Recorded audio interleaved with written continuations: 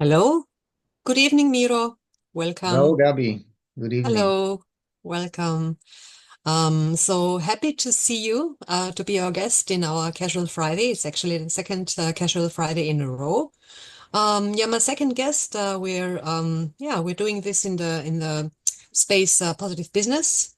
Mhm. For our audience, for people who are interested in learning much more about positive business, how to do it, to learn some best practices.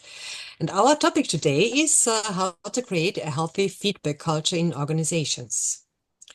So thanks again for coming. Maybe you'd like to introduce yourself, why you are our guest today, and what you bring with you. Hmm. Yeah, that's a good question actually, because most our colleagues know me from the more from the medical perspective. I do this series, Ask Dr. Happiness, and so on. So this is my primary education, medical doctor. But then I also studied psychology, and first of all, and most importantly, from the context of our today's discussion, I worked many years as a leader in a big international organization. So actually, I worked as a people's manager for 23 years. So I Mhm. very early assumed the position of at that time district manager. I was 28 and I became director in the age of 30. And then most of the time I had like teams the size of the teams were between eight. This was my first team, and then my biggest team that I was responsible for directly was 200 people. I mean, actually, indirectly because you always have the Mhm. layers of management. So I even had like at a certain stage 4 layers of managers in between. But I only mention it to show that I have like a lot of experience managing people, and because of that, I realized that feedback is important, which is, of course, not so original statement, but I think most people would agree. But also that just saying that feedback is important is not enough, and really to implement feedback as a tool that everybody uses, which would equal actually what is our topic for today, creating a feedback culture, is not that easy. Yeah? And a lot of people talk about feedback, but it rarely works in the sense that if you ask every single employee, that they will say, yeah, in our organization, feedback works very well. I mean, some managers would claim it, but I think the employees at the bottom, so to say, working in the very basic but sometimes most important positions like assistants or people in the field doing the real work. They sometimes have the feeling that it's only on the wall in our corporate values, but it's not really being lived. And it's not that I have the feeling that I can share my views, and I get regular valuable feedback also from my superiors and colleagues, and I do the same the other way around. So I believe this Mhm. is important. That's what I learned, and I think I managed many times in the organization to contribute in this direction, that we had this feedback culture. So that's why I thought, okay, this is a topic that I'm very happy to talk about. And I'm happy you said you volunteered kind of, no? You volunteered to come and talk about practices. As you mentioned, you see feedback as a tool already, but let me go to the baseline basically, Mhm. because culture is a big word, Mhm. as is feedback. I think, talking about feedback in companies is already kind of, major step. Um, what about communication itself?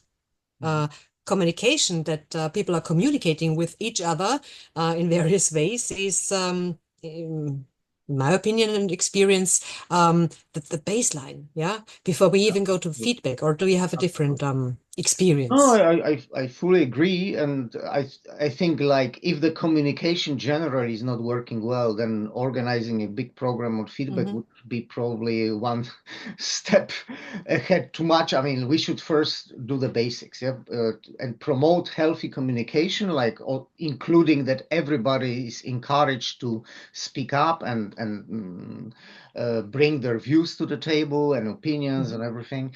So this is very important, but still, I assume even in organizations where this is being done and where the communication, let's say, works on a decent, good level, it still doesn't mean that feedback will happen spontaneously for many reasons, because it's a very emotional process for most people.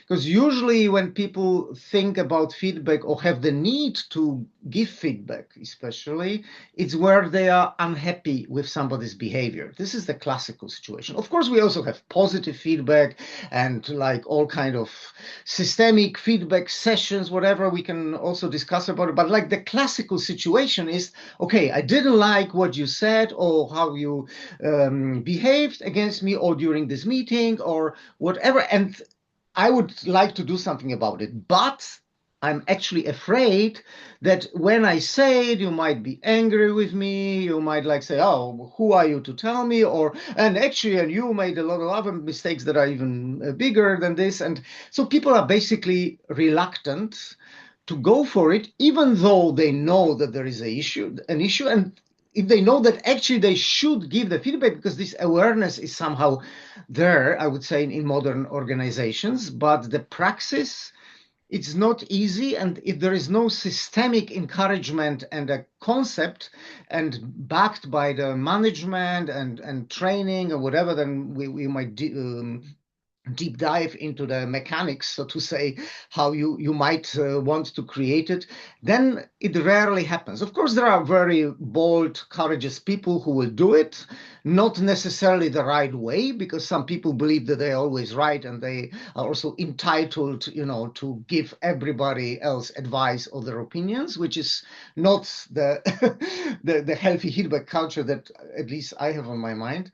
And then what it happens that some people give feedback not necessarily the right way. The others, or most of the others, will just swallow their thoughts or their ideas and not say anything. So this is like the basic baseline, so to say, and that's where we need to start in most organizations, even if the communication is working well. If there is no good communication, like which is also the case in many companies, then we have a even larger issue, and yeah, we could discuss it as well, but probably for today the feedback itself is large enough, I would say. But I basically absolutely agree with you that the basis is good communication, and feedback is kind of like an element of it, I would say. Hmm. Like, then That's what I if wanted to I'm hear. not Yeah. quite happy with something that is going on in the company, I have the right to address it, and the question is how. So that's probably the focus. I would like actually to start more with, rather than with this how, with this why, because very few people ask themselves this question, probably because it seems so obvious, that feedback, of course we should have feedback or feedback culture or whatever. But I was thinking about it, and I believe it's not so quite obvious. And I believe that actually the need for feedback arose in the latest decades, mostly because we have bigger and bigger companies, including international companies where we have people of different backgrounds, different generations, different upbringing, different religions. And before, like, when we had like regional or small companies, like family companies, or you would maybe invite and employ some friends, or people that more or less thought in a similar way. It doesn't mean that it was no need for feedback in those times, but probably less. Yeah. But then when you employ based on merit, yeah, so you just have a list of competencies, and somebody comes, and they can be meeting these competencies, but you don't ask many times about all the backgrounds that I mentioned. Yeah. And this might cause a lot of potential problems, because of my upbringing, culture, religion, nationality, I might have certain assumptions or ways of doing things or ways of communication, even like simple things like the ways you greet people or whether you say thank you for every little thing or not. There are some languages and some countries when you basically don't say thank you. There is not, it's not a custom, it's not kind of normal in their culture. So even if they know the word thank you and they cannot translate it, if they work in English, let's say, coming from a different culture, it doesn't mean that they will have the tendency to do it as often as the person coming from this culture. So just a very simple example. And there are many cases where the source of the, let's say, misunderstandings that happen, because of course it might be also intentional that somebody behaves in a, let's say, bad way, but many times it's just a misunderstanding because of the backgrounds. And then feedback is a great tool if we come with the right intention and also the let's say right techniques, if we can call it this way, then the chances of finding a good solution for both sides is much higher. I agree to the diversity you're talking about, diverse teams for sure, and the quantity and the size of teams might make a difference. At least if you observed it in your long experience. Let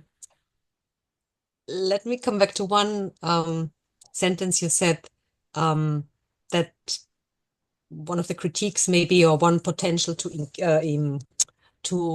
get better, to improve, is not only to give feedback when something's not running right, when someone's making a mistake, but what's the point? What's your recommendation? How to observe other situations and how to deal with them with feedback?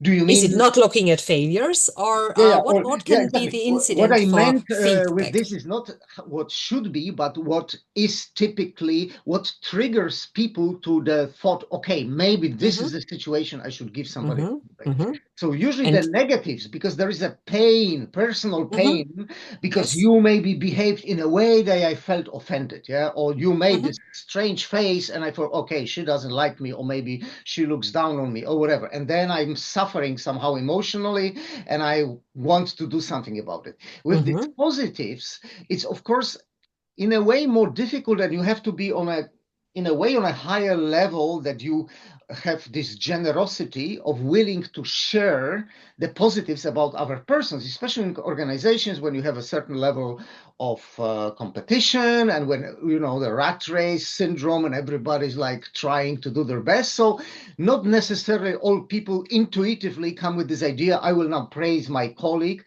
Some would praise their boss if they maybe want something from them, but also this is like a little bit like a tricky thing. So maybe doesn't happen that often, at least in public, but in person it does. I experienced it as well. So it's also an interesting syndrome. But basically, I believe personally that the positive feedback is absolutely important.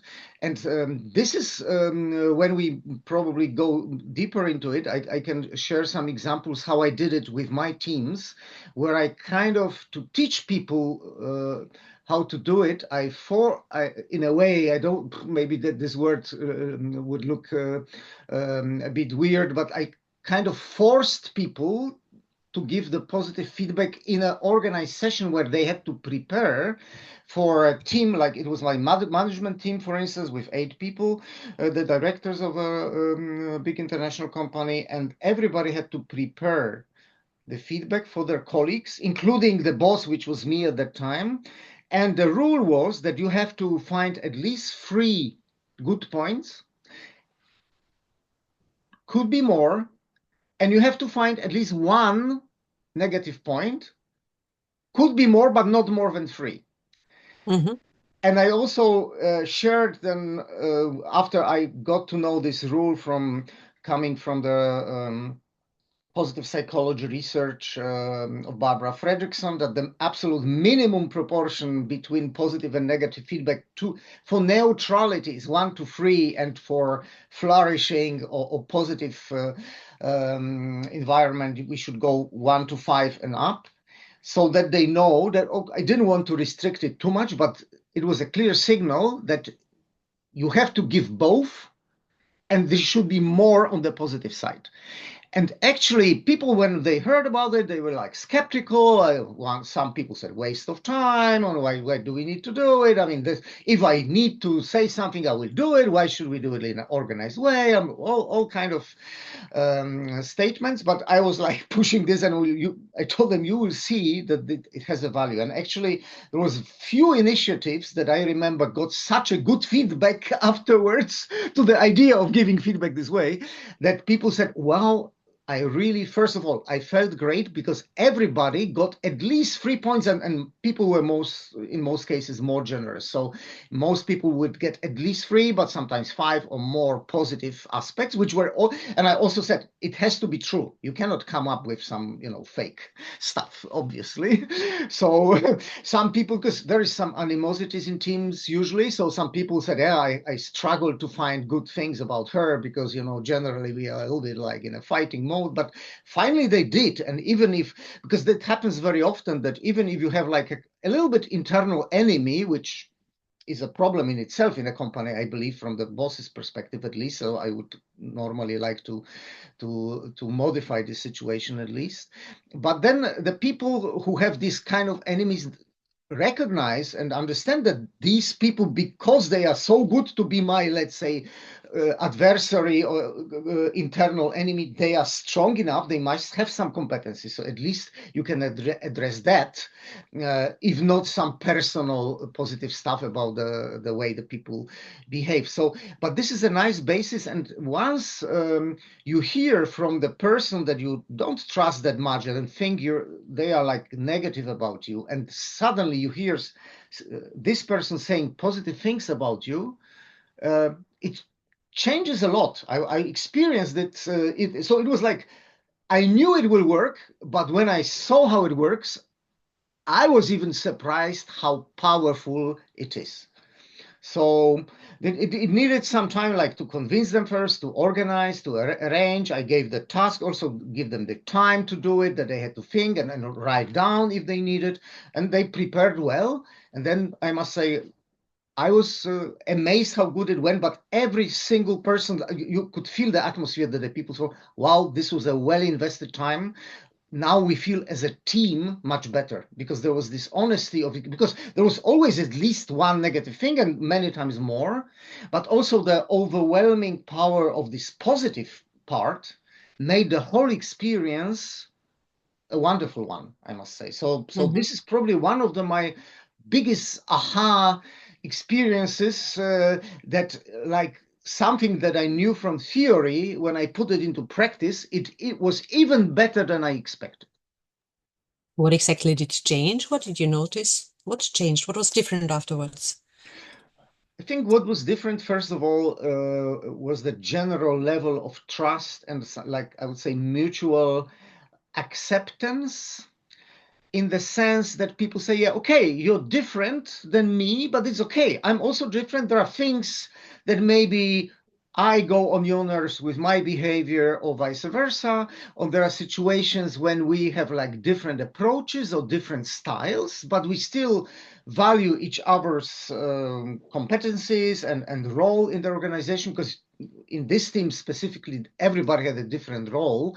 And if you think about like the optimal, let's say, maybe there is no such thing as optimal personality for each job, but I think everybody would agree that a typical, let's say, finance director would have a different personality or style than the sales director, yeah, because you need like the essence of the job is a little bit different, even though obviously in each of these jobs you have a certain range of personalities, and you cannot say that every finance director has to be like this or vice versa, but there are some tendencies. So obviously we had in the team this discrepancy, and I always tried to also mention, look guys, I mean, we are different, or you are different between yourselves, but this is good, so because we need this different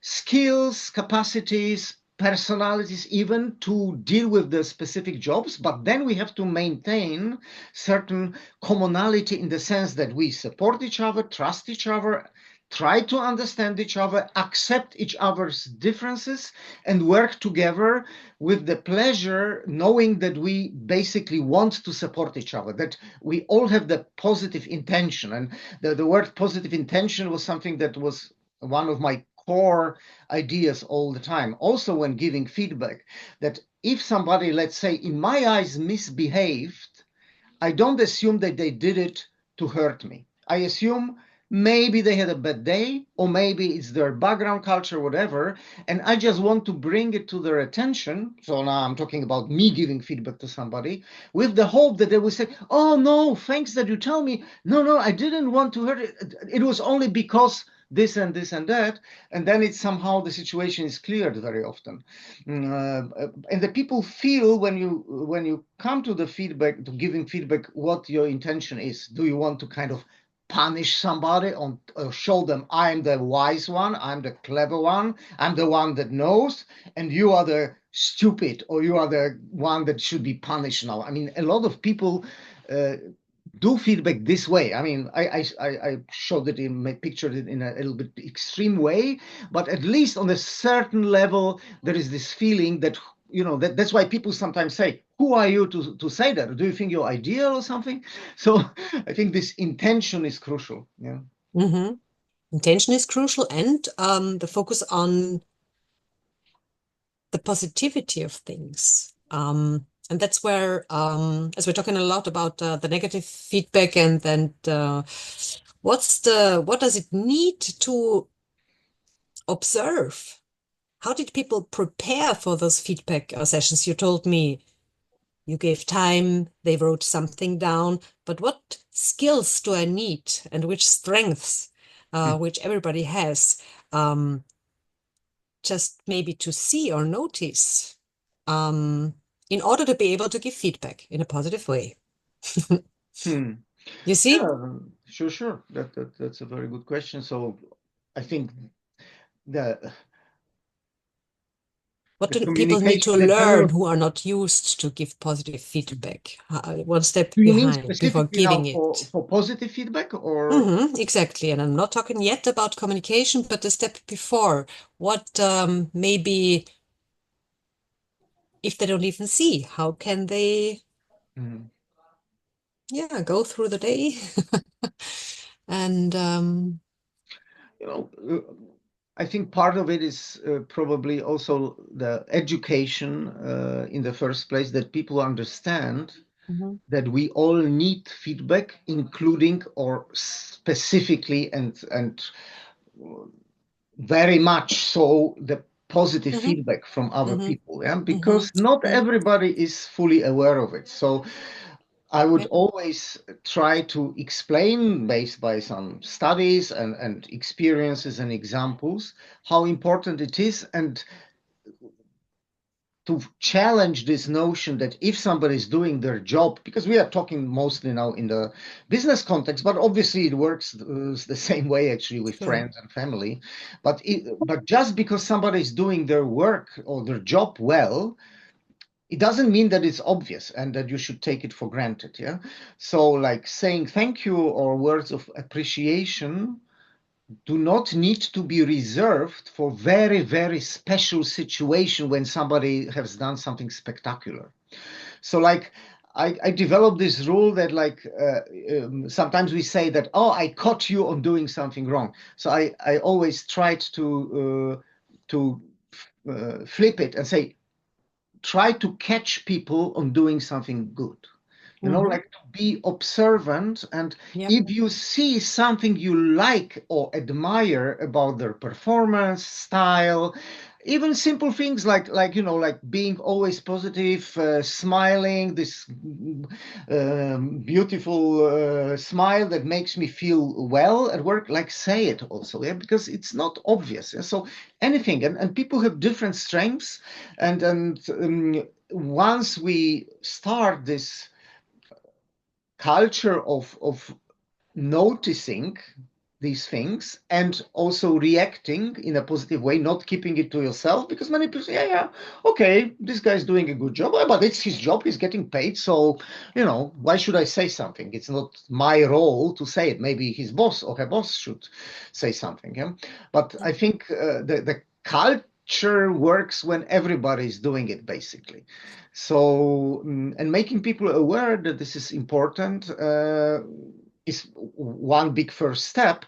And then actually my experience and the thing that I also wanted to share with you today is that in order to implement the feedback culture, I believe you need to give good example yourself, that's for sure. Explain why it is important and give some education that the people understand and need, and then do a training where people simply practice.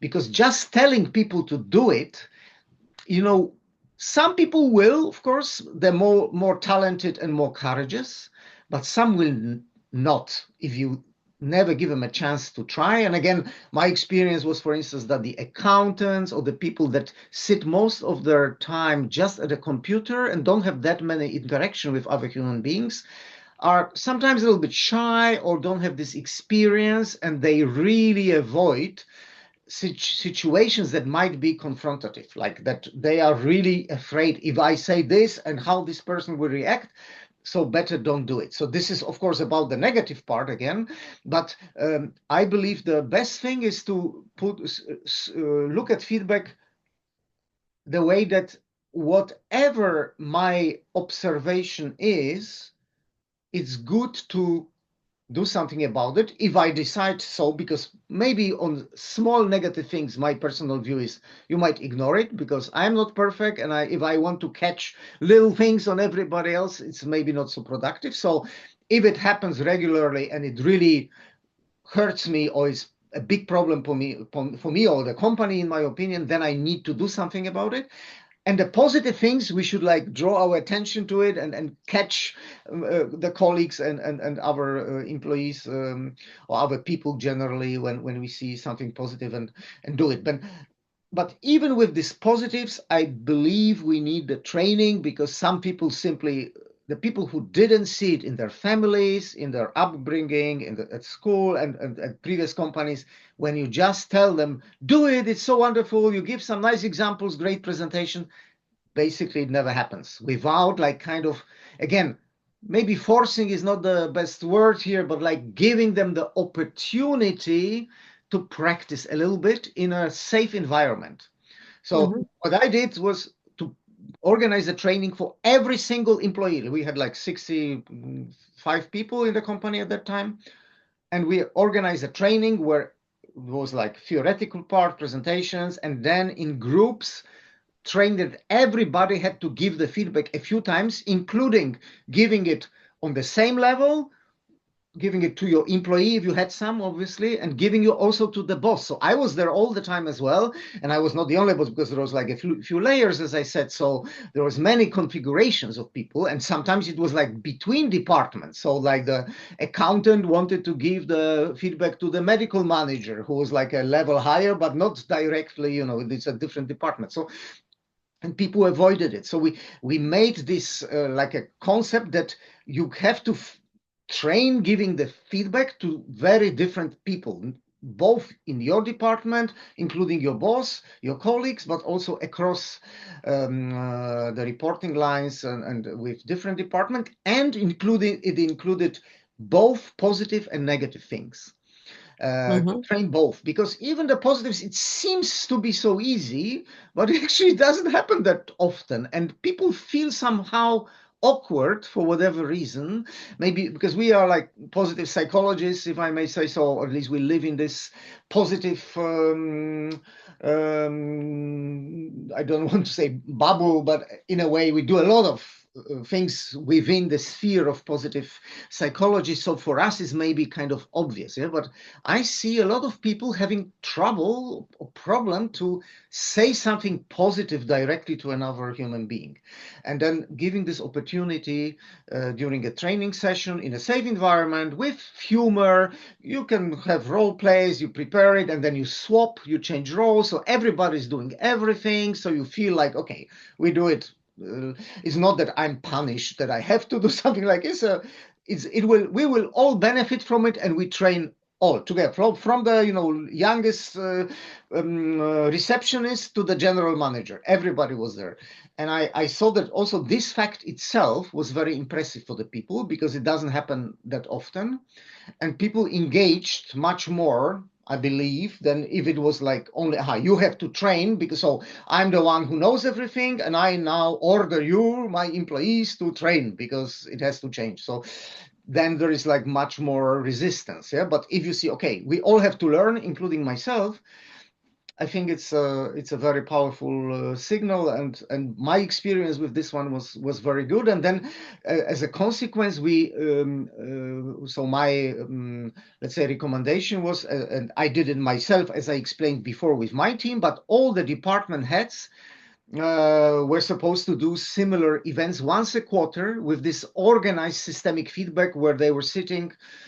together with their managers, reporting to them, or the managers with their employees, giving this feedback round with this majority of positives, but also including some problematic issues. And it worked really well, I must say. And this was one of the things that I was personally proud of implementing. And this was probably also one of the reasons that we got the established and prestigious prize of being the best place to work company in Vienna. And I think quite a few years ago, 2013, I guess. But we were all very proud, because people felt that it was well deserved, and because it was based on the questionnaires with the employees, anonymous, and and they send it directly there. They know that there is no control, or that the managers cannot read it, and so they didn't have to write anything. And the positive things that they wrote were really because they felt that things were going in good direction and the culture was healthy. And one part obviously was that it's an open culture, open for feedback, so that anybody can, in a structured way, and also maybe later on a day-to-day basis, also informally give feedback. I think the message is important. Yeah. I don't want to give the impression that it's only about like formalized sessions, trainings, and this like kind of forced events. I use the word they were forced, so I don't want to, like, through using some not precise wording, like dilute the message. I mean, I believe if the culture of feedback is not present in the initial phase, it's a good thing to, like, in order to make it happen, to force it, in a sense that you see, okay, it is important, let's try and do it. And that's why I think the engagement of the top management is so important, because if people think and see that the top people don't do it, and they cannot get feedback and don't allow getting feedback as well,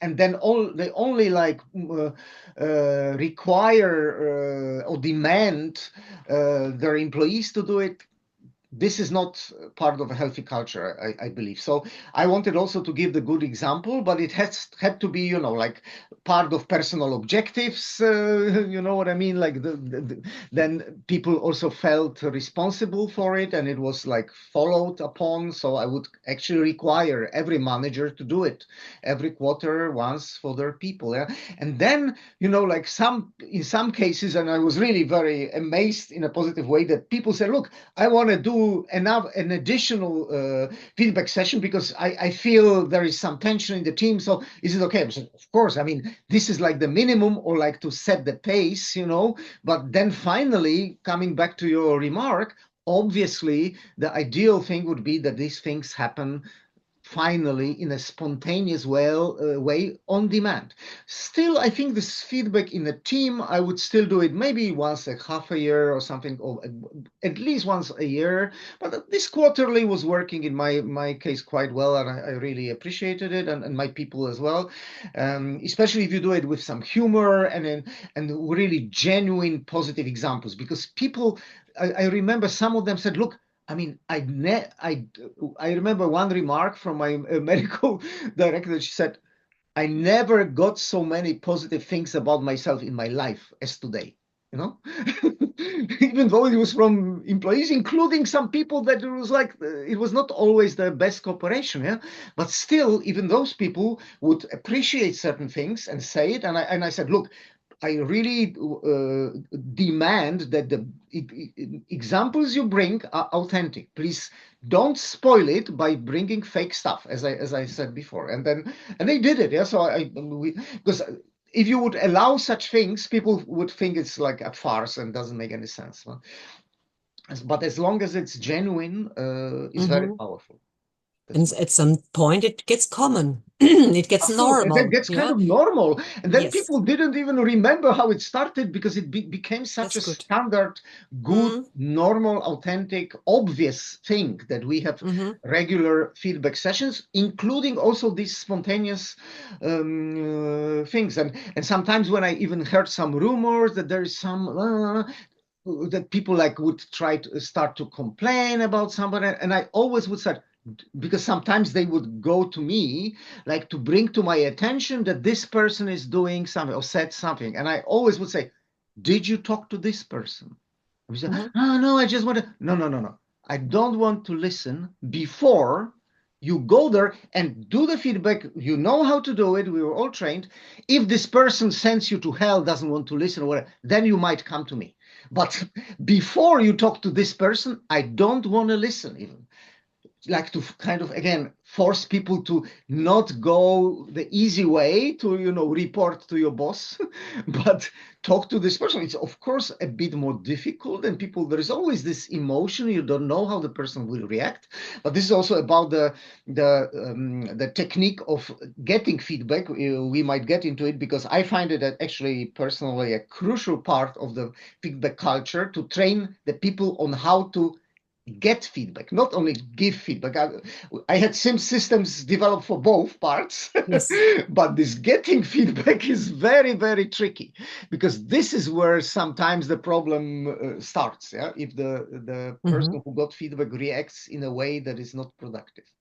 mm-hmm. Well, receiving feedback is as difficult in the beginning when you're not used to it, when it's not a habit, like giving feedback. So yeah, if you want to let us understand what your experience or your tools was right or healthy Yeah. in a way of how to receive feedback. If someone tells me, well, something nice, it's easy receiving, right? Yeah, Not with for the all nice people. part, I wouldn't say it's that difficult that you have to train people, but still, I think a very authentic, spontaneous, nice reaction saying thank you is important for me. I really appreciate that you took the time to mention it. This sort of thing. But I think here the people don't find it that difficult. Some of them would maybe think just saying thank you is the same, which is not. I believe it's like this Mhm, concept of active communication that we have, active constructive communication that we have in positive psychology, that it's a big difference between just saying one word and like showing your full appreciation. So absolutely in this spirit, I always would encourage people to say a little bit more than just a mere thank you. But the real difficulty is when the feedback is negative. Then the people have, of course, there are many potential reactions, but a lot of people have the tendency to, I would say, counter attack or to say, oh, it's not true. I don't see it this way, or even I experience it was like, oh, you're lying, or it's bullshit, or whatever. Yeah, sorry for the word. So these sort of things happen. Yeah. Mm.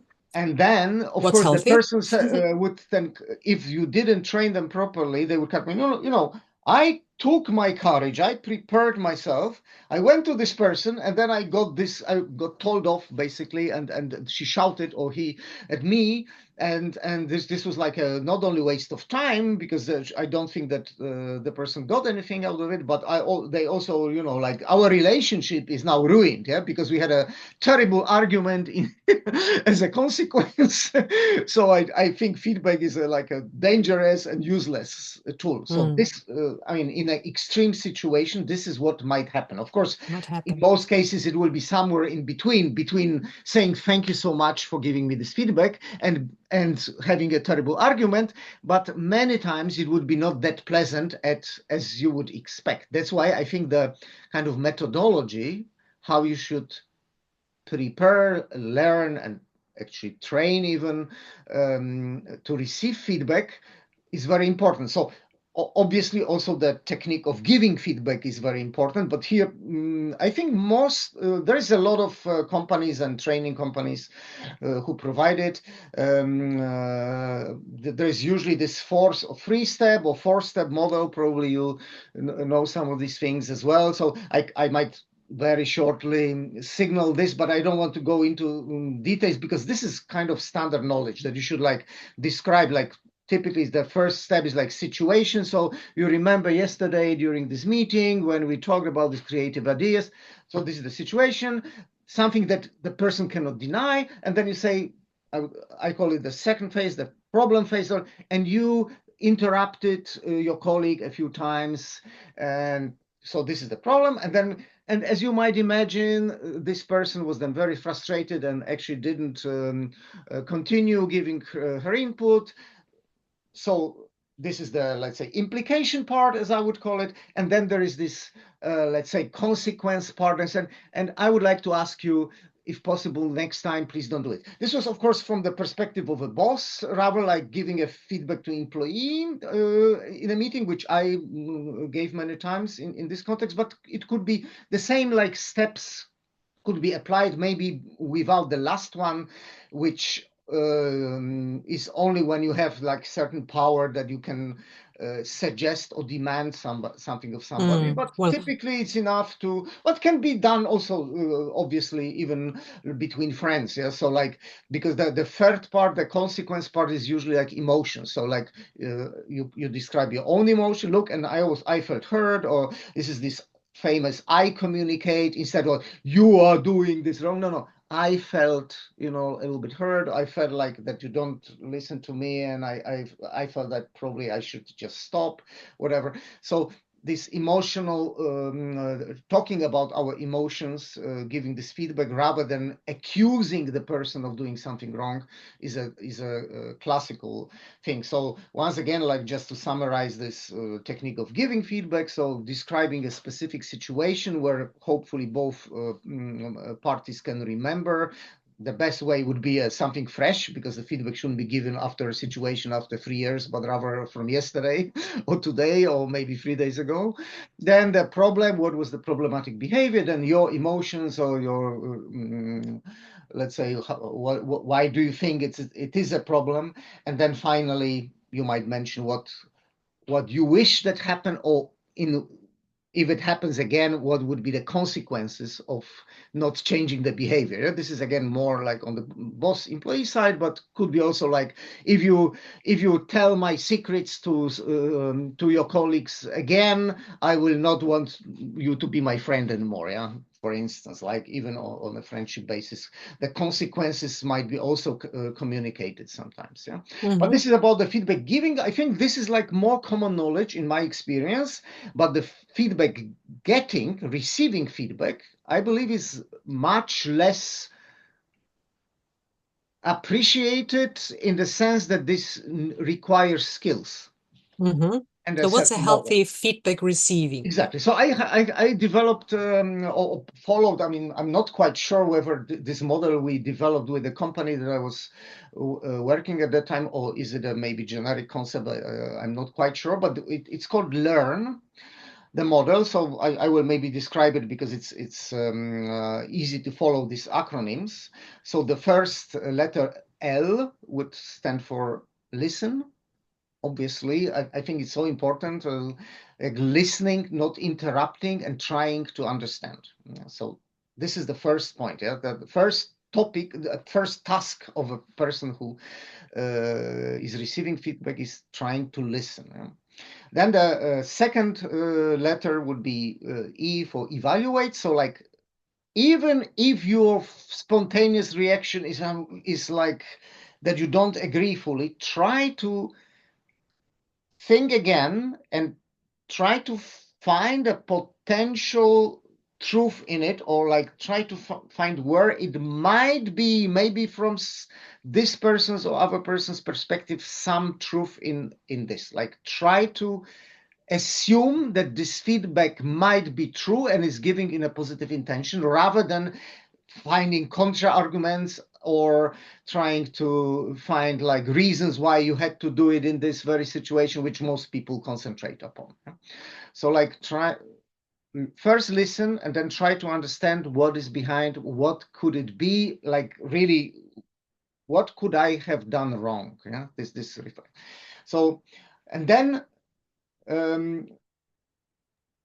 A, learn, in the acronym LEA, learn, it's from ask questions. So ask question means, if I'm not quite sure what you meant when you were giving me this feedback, I have the right and I should ask questions, but not like all kind of questions, but questions deepening, like trying to understand better what was your point. Yeah, whether I agree with it or not doesn't matter. I just want to understand what's behind it, because you might be a little bit nervous, or maybe the way you communicated was not so clear, or maybe I felt so surprised that I couldn't even listen properly, and then now I want to reset and really get to it. So asking questions to understand. So only this kind of questions. So we have listen, evaluate, ask questions.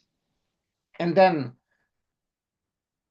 R is this reflect, meaning, okay, now when I understand, do I find it relevant?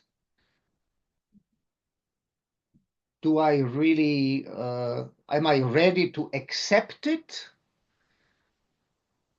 or not? Yeah, but it's all in your head. Yeah, so it's not that what you say it, it's only what your thinking process, how your thinking process looks like. So I'm reflecting on it, and then develop for myself like a concept, what am I gonna do with it? So first of all, do I accept it? Do I believe there is at least a part in it that is helpful or relevant or true?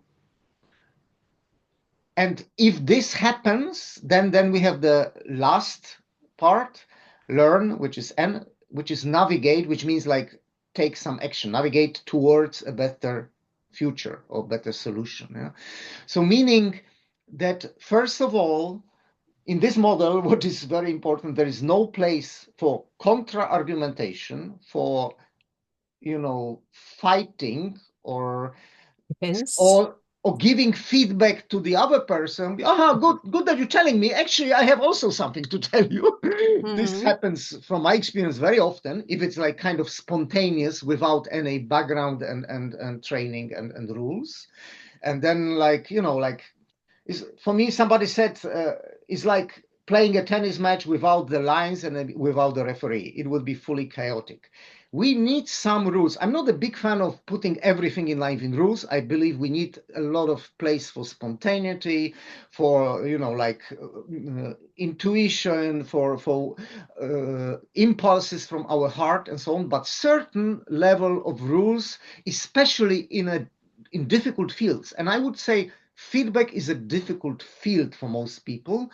So it's very helpful that we establish certain rules and we also keep the rules on both sides. Yeah. So like when we play, like in tennis or whatever else, when there is a game, everybody has to follow the rules if we expect that it will make sense in the end. Yeah. So also here, there are some rules for the uh, person who gives feedback, but also some rules for the person who takes feedback or receives feedback. And then they are both trained by the same, during the same training for the same company, and they have materials on it. So it's, it's not like that person is like the attacker and I'm the, I have to defend myself and my little child crying in me saying, oh, why are you attacking me? I am a good person.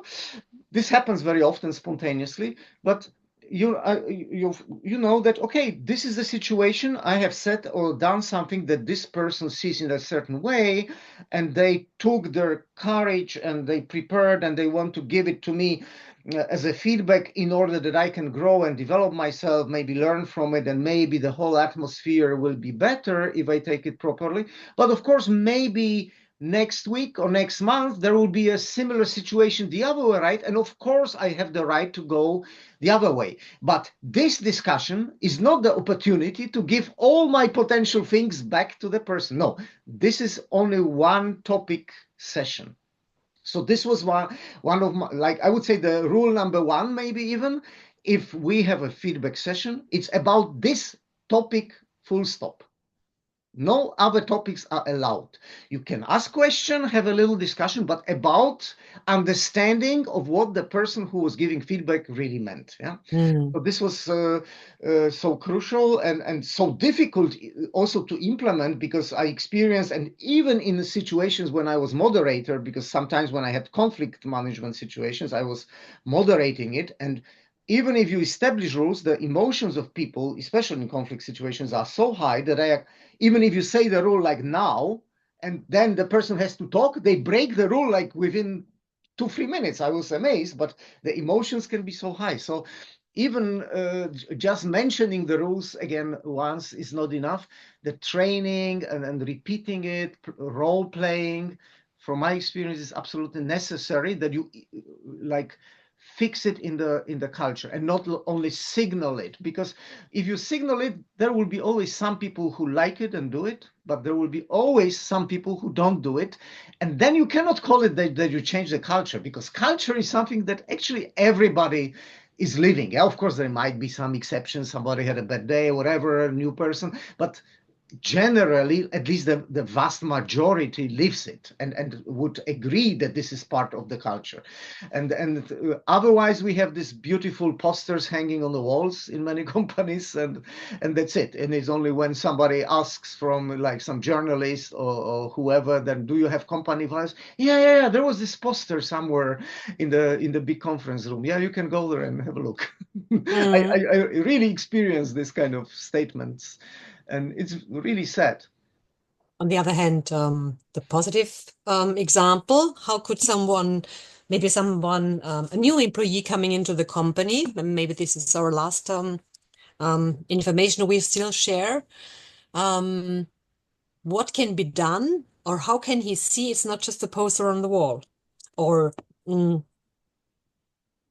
Yeah, that very good question. And I made it personally feedback part of the introductory session, the onboarding process. So it was like the HR in the case was responsible for bringing it to the attention of the person, also informing that this is an important part of our culture, that we live it, and there is these regular sessions in the teams and trainings. And I always when we had like quite a few, maybe because of one employee I wouldn't do it, because it has to be somehow efficient, but if I say, okay, we have 6-7 new employees after 1 or 2 years, then I would do a refreshment training. Yeah, sometimes only for these people, or sometimes even like a half a day for everybody to refresh the awareness and the techniques for everybody. But then we have to stick to it. Like culture is something you do all the time, every day, and not like one day training and then we do another training and with a different company and still another, and we bring so many nice things. Yeah, but then if you ask the people, they forget about it after a few weeks or months. Yeah, so I think talking about culture, it's something that is like embedded. Embedded meaning like most people live it, at least most people, if not everybody, because probably 100% is something that is unrealistic, because even as you said, there is new employee, there's all kind of situations. But I think I would dare to say that the majority, like let's say 80-90% of the people might live it. And also the culture, I would see it so important that like if somebody does not respect the company culture, even being a top performer, it's a issue in itself and requires a big feedback session, actually, at least, yeah, from the superior. So like meaning, okay, we will not accept that somebody is ignoring things that are important for us. Like for instance, like instead of giving feedback, gossiping about the person and bad mouthing a person with your colleagues without trying to give a feedback. Yeah. And then, yeah, might sound controversial for some people, but I believe it's very powerful. And then that you actually require that gossip is not something we want to live in this company. Yeah. Like gossip in the sense of telling bad stuff about your colleagues. Yeah. If you're gossiping about some external stuff, I mean, people are people. You cannot like forbid this tendency, which is anyway not very productive. But this kind of bad mouthing gossip is I think very toxic. And once we establish the tool that can solve this kind of issues, we have the right, I believe now from the management point of view, to require that people follow this path rather than, okay, I know how to do it, but I still find it easier to gossip, and I like it anyway, so I will do it. Yeah? This has to be challenged. Yeah? It's of course a separate issue. But I wanted to mention that culture is probably the most important aspect of a company long term. Famously, Peter Drucker, the Austrian American management thinker, said that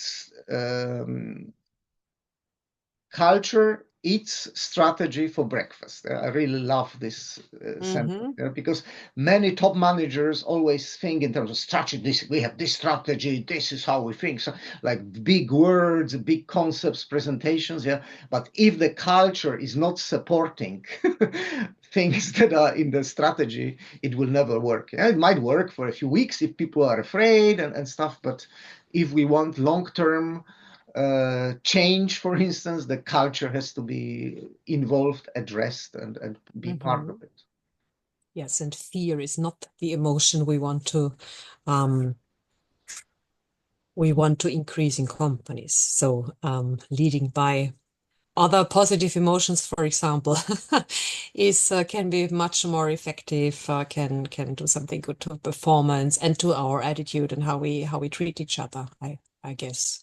Absolutely. So for new employees, basically coming back to the last question, it's they in a where it's the culture is implemented, they cannot see it on the walls, but they can feel it maybe. Yeah. They can recognize, for example, in meetings. Okay, interesting. So everybody leave behind hierarchy. So here we have an open communication culture. Everybody is allowed and asked and really asked, and also equipped, as you explained, very nice, with the right instruments to give and to receive feedback in a healthy way. Absolutely. Right? Maybe one thing that I would add just to the process, and I found it very nice. This is something we introduced after consultation with our marketing company, because I was working for a Japanese company, and we did a lot of Japanese concept gadgets. It was simply attractive for the customers, something different. And then once they knew that we are preparing this big training for feedback, and I wanted to find a kind of a trigger, something nice as a maybe as a present at the end of the training, but something meaningful that would like kind of associate with the whole idea. But I didn't have an idea what could it be. And the lady from this marketing company that was supporting us said, how about the teacups, Japanese teacups?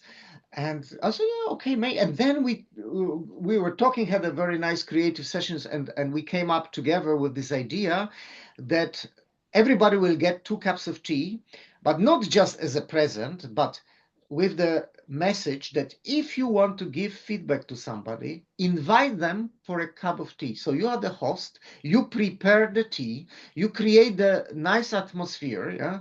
So it shows your good intention, like through the act of inviting somebody to a nice place, you prepare the tea, you ask them what kind of tea they would like, and then you create a nice atmosphere, which means that you kind of have to feel the intention of the whole thing. Yeah, that then it's a friendly chat. The topic might be difficult, but we still stay colleagues. We still respect each other. We want that the outcome of this discussion will improve our general situation, that we will hopefully understand each other better, and we will definitely not ruin our relationship, but continue it on maybe and hopefully even higher level. That's why the tea, the inviting to the tea, might be a good symbol. And I must say this worked really well, and was just by coincidence, but this was like many people remember only this. I even like met some people after many years, they don't work for the company anymore, and one of the like spontaneously would talk about, I remember this tea thing. This was so nice and cute because, like instead of being afraid of this feedback situation, it made this kind of positive aura around it. Mm-hmm. Yeah? So Mm-hmm. I would Made a good actually recommend, atmosphere. like, it doesn't have to be, of course, inviting for a tea, but playing the role of the host, and Mm-hmm. being responsible of creating a positive atmosphere would be the role of the feedback giver. Yeah, because it's hard enough for the feedback receiver, assuming, of course, it's rather the negative situation, because in the positive one, usually you don't ask for a special session. You would do it a positive typically, I mean, the spontaneous positive, rather like without a special preparation, because you don't expect very difficult reactions. Yeah, well, could be both ways, but that's at least my experience. But I Mm-hmm. believe That's a that kind this practice. positive atmosphere is absolutely beneficial, or helps to deliver the essence of the feedback talk in a nice way, based on mutual respect. Mm-hmm. And might also handle feedback receiver's reaction. Yeah, not to Absolutely. overreact. Maybe in a good atmosphere. Exactly. Because it's also like, Cool. as we all know, we didn't Good. cover a lot of little things, like we should look for a good moment, because if somebody is stressed, like running and under a deadline for tomorrow, it's not the right moment to organize a feedback session. So you should think about many things. Is it the right moment for me? Obviously, but is it the right moment for the other person?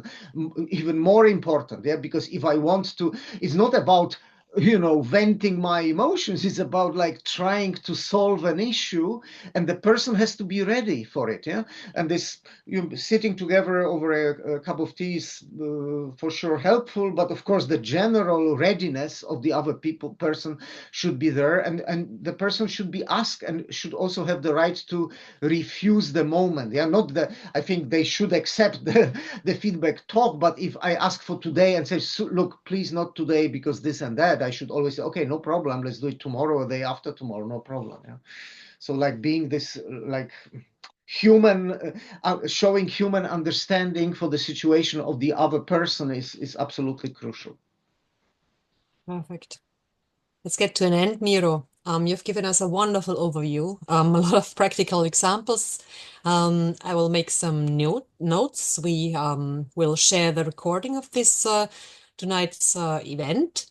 Thank you very much. Some notes in the sense of your tea ceremony. I start from the end about the quote of Peter Drucker. Um, I learned about LEARN, the acronym for listen, evaluate, ask, reflect, and navigate. So that's, I guess, really something new for our audience. Thanks a lot. And yes, Thank you so much for the nice talk, you're and very welcome. hopefully see you soon. See you soon. Thanks a lot. Bye bye. Bye bye.